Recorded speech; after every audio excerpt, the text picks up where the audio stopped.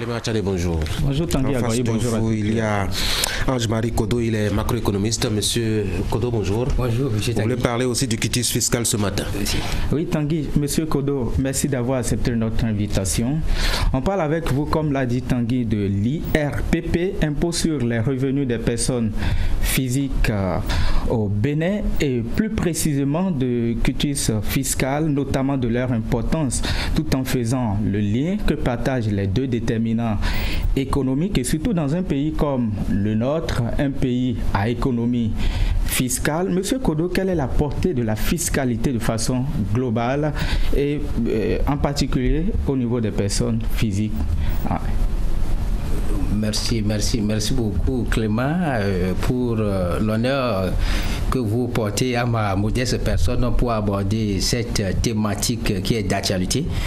Je crois que la fiscalité en général et celle des personnes physiques en particulier est très capitale dans nos pays, pas seulement dans nos pays en développement, mais de façon globale dans les pays en général.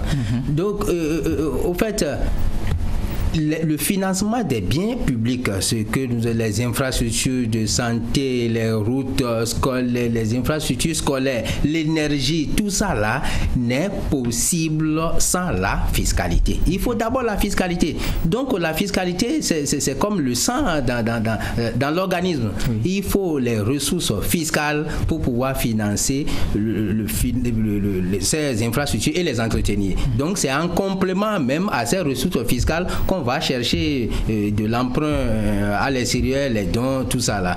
Donc, mieux, ces ressources que nous cherchons à l'extérieur, que ce soit les prêts, les dons, sont très aléatoires et volatiles. Donc, oui, c'est imprévisible. Hein? Les Occidentaux, les gens qui sont à l'extérieur, ils ont même leurs problèmes aussi. Donc, ils ont des besoins de ressources pour financer aussi leur développement. Oui, donc, alors, ce n'est pas certain, ce n'est pas très sûr que quand on s'attend à mobiliser 500 milliards à l'extérieur, qu'on soit aujourd'hui, on va... Non, c'est très compliqué. C'est très quand on fait référence à cette réforme au niveau de l'espace UEMOA qui dit désormais qu'il faut beaucoup mettre un accent sur les financements au niveau national, c'est-à-dire que chaque État doit chercher à augmenter, disons, sa politique fiscale. Exactement.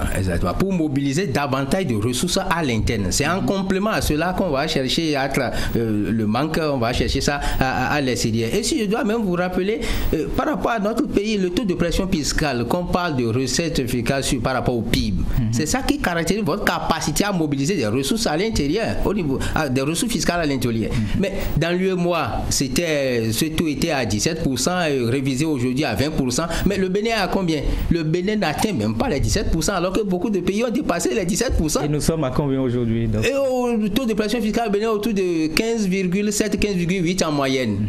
Alors que c'est ramené maintenant à 20% parce qu'une étude a montré que ces pays de l'UEMOA ont la capacité de mobiliser davantage de ressources. Donc c'est reparti à 20, le Bénin est très loin.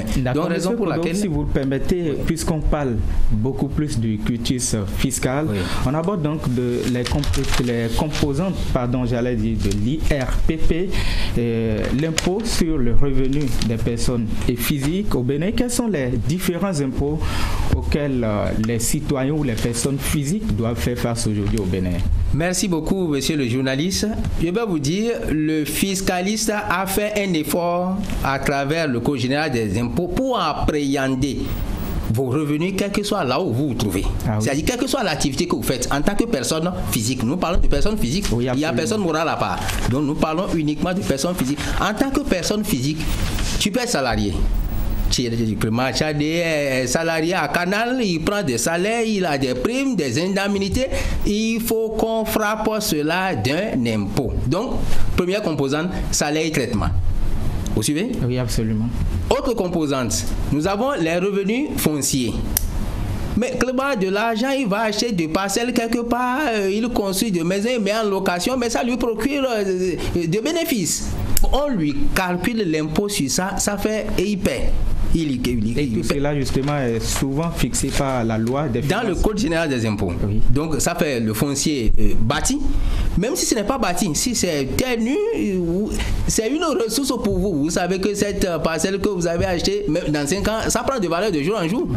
Donc, c'est une économie que vous faites là. C'est un signe de richesse pour vous. Donc, on calcule aussi impôt sur ça. Donc, ça fait foncier non bâti. Donc, quand nous quittons les salaires, nous allons au niveau de foncier bâti, foncier non bâti. Il y a les revenus des capitaux mobiliers.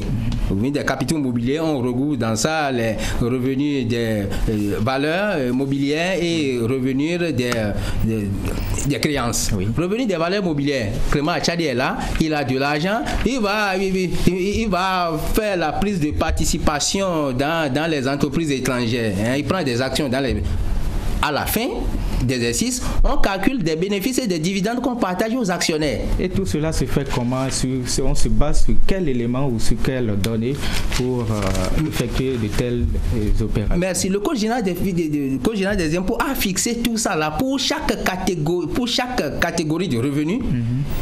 Les tranches sont fixées.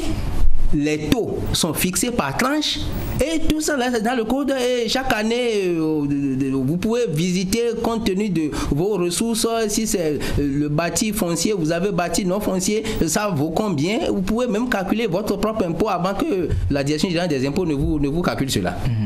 Alors, Monsieur Kodo, l'actualité économique, en tout cas macro, est dominée par le débat sur la délivrance de ce document dont je viens de parler tout à l'heure. Je parle du quitus fiscal.